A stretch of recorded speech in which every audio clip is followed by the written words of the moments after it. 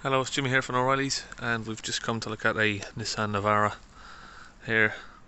It's struggling to start and it's not accelerating when it does start. We're just inside. We'll have a look at what it's doing.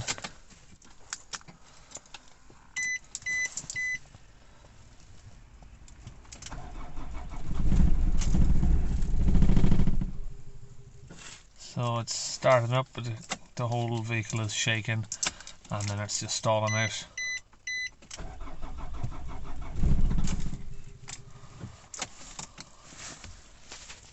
So we're just going to run some diagnostics on the vehicle here. And just ask the customer about the fuel level. If we switch on the ignition here, see it's quite low on fuel, and he said that this fault did come on immediately after the light came on. It's not completely empty. It says there's about 60 miles or so on here, I think, but it's obviously a little bit of a concern. Maybe it's got some dirt in the bottom of the tank and it's now pulled it up at a low fuel level. And of course it would depend on the level of the vehicle, but the vehicle's sitting quite level at the minute. Okay, so here's the fault codes that we've got. Fuel pump P1275 and P1622. Injection adjustment value unregistered. Okay, so having a read of these codes, the injection adjustment value is the coding of the injectors basically, so it codes how much fuel goes in. The fuel pump is a common issue on these for like contamination to get inside the fuel, so I think the best place to start with any fuel problem is to get the fuel filter off and change the fuel filter. So we've just undone these little small 7mm Jubilee clips here, and we're just taking the fuel filter out. I think what we're going to do is I'm going to connect a pump onto these fuel lines and pull the fuel back out of the fuel lines from the pump, flush it all through. So we're going to pull all of the fuel out, put a new filter on, refill it with some fresh diesel and go from there. So we've just undone this little bolt here to loosen the filter up so we can get it up, and we're going to now take this pin out of here, get this disconnected. So we're just going to remove that bolt completely. We're going to put it over there, and we've removed that clip, and we'll just put that there. So we've got the all the fuel lines disconnected there. Just put that in the centre there, slide it up through that gap, and we can get this plug undone. It's got a little plug there, you see, so we'll get that plug unplugged out. And that's it, we are out. So we'll get this fuel filter swapped over. We've got a brand new one here.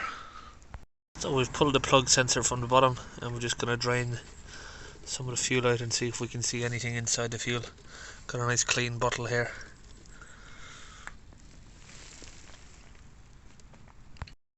And that's the plug at the bottom of the filter there. We've just pulled it out. So just having a look in the fuel, there's no swarf, aluminium swarf or anything like that in there, but there is some tiny little particles there. Not too sure if you can see, floating around. I'm not too sure what that is, but it's not the ordinary stuff you'd normally see. It's not any aluminium swarf or anything. It's just there's a little bit of something floating around in there, but it looks generally clean enough.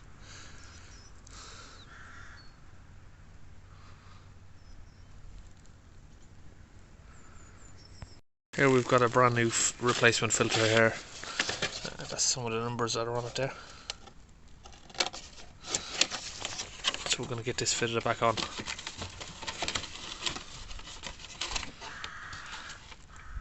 Just going to put some of this fuel injector cleaner inside. I'll fill the fuel filter up with that. I've just removed the fuel cap to let the air flow through if we're going to suck some of the fuel through. And I've got our laser diesel bleeding kit. We're just going to connect that up to some of the pipes here and clear out some of the fuel. Okay, now all of the fuel lines are empty. We've got a bit of fuel out down there, and we've just spilled a little bit, but all the fuel lines are now empty, so we're going to reconnect the new fuel filter. We've got all of the filter connected back up, but we're leaving this hose here off, and just down underneath there, if we can get my hand down to it. It's a little bit of a tight fit, but there is a priming bulb down here, so I'm going to give that a few squeezes. Just make sure we're primed up. We've got fuel out, and now I can connect this pipe up, and we'll tighten up that clip. Now the clip's tightened up, we're going to give it some more priming just to make sure the fuel is all the way back down to the injection pump, which is just down there, and then we'll try and restart it and see how it goes. Okay, let's try it. Now bear in mind we still might have some air in the system, so it may take a little bit of turning still. Oh, we're fired up.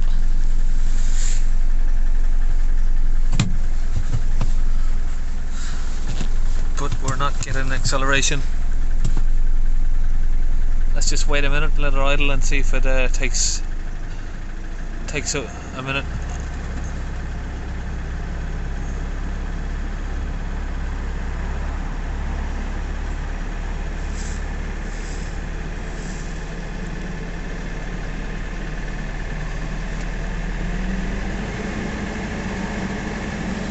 It's slowly coming up.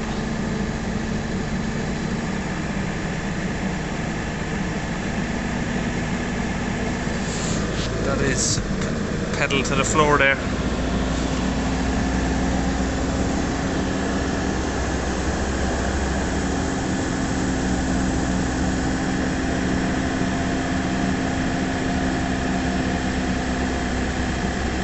Yeah, so with these sort of issues, I weren't expecting a straight start up anyway, so but obviously we've got the fuel injection cleaner in there, and that might take a few minutes to work, and there may also be a little bit of air in the system, so we're just going to give it 5 minutes and see how it goes. It's picking up a little bit of revs at the minute. It's improving slightly.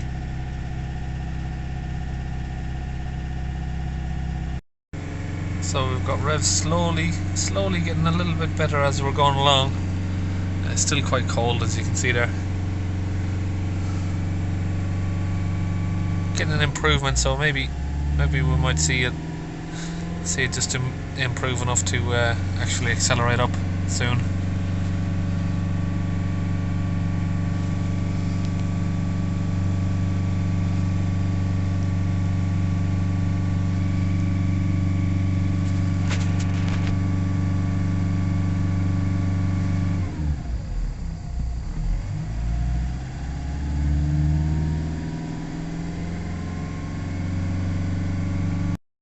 We'll get the heaters on, see if we can get some of this cold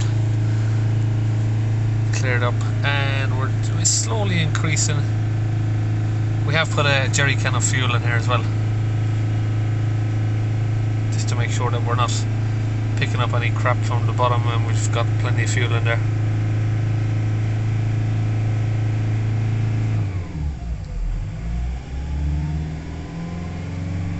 So from idle, the shake is gone. So before, if we try to start it up, it was literally just shake and then stall out, but the shaking's gone. But that's a full acceleration there. It's just taking us slow time to accelerate up. So what we're going to do now is just clear the codes.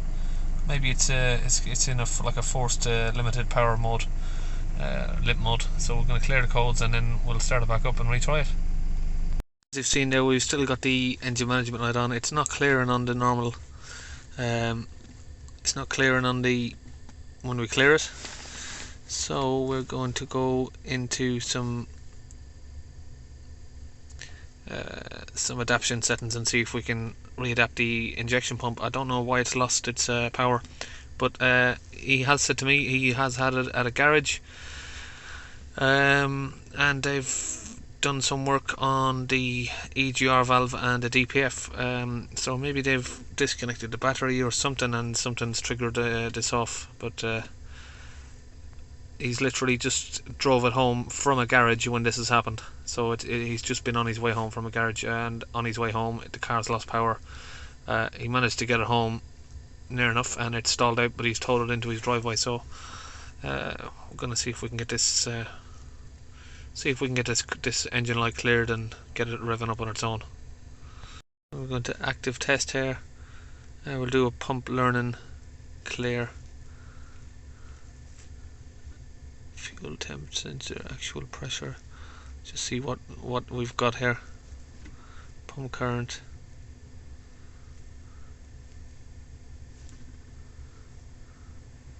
Target common rail pressure. Press OK. And we'll start that. That's finished.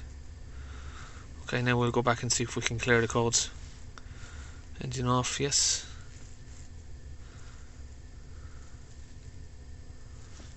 Now we'll read the codes. Okay, so one's gone, so we've still got one. But that one is the injection adjustment. It's not. That shouldn't really be too much of an issue. Let's see if we can start it up and get full revs at a minute. Oh, engine light's gone. That's brilliant news there.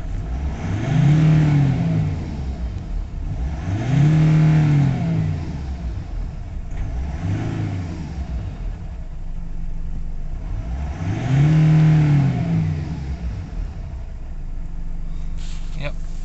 So it looks like that's all sorted. We've got full revs.